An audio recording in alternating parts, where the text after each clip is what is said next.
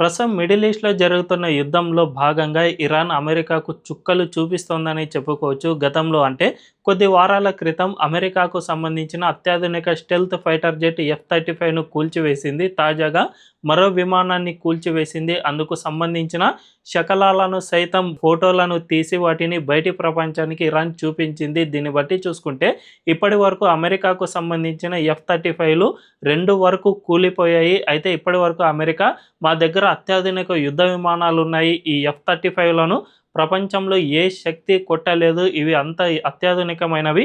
వీటి ధర కూడా చాలా ఎక్కువ. ప్రపంచంలో కొన్ని చిన్న దేశాల జీడీపీ కంటే దీని ధరనే ఎక్కువ. అంత అత్యాధునిక యుద్ధ విమానాలను ఏ దేశము కూడా కొట్టలేదు అని ఇప్పటి వరకు అమెరికా విర్రవీగుతూ ఉండేది. అంతేకాకుండా ఆ దేశం దగ్గర ఉన్న థర్డ్ ఎయిర్ డిఫెన్స్ వ్యవస్థ కూడా ప్రపంచంలోనే అత్యాధునిక టెక్నాలజీతో పాటు ఎక్కువగా డబ్బులు ఖర్చు పెట్టాల్సిన డిఫెన్స్ వ్యవస్థ కూడా అదే.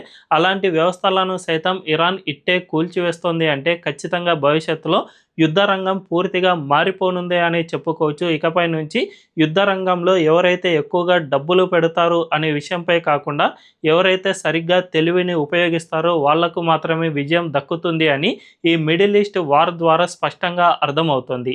మరి ఈ విషయంపై మీ అభిప్రాయం ఏంటో కామెంట్ల రూపంలో తెలియజేయండి.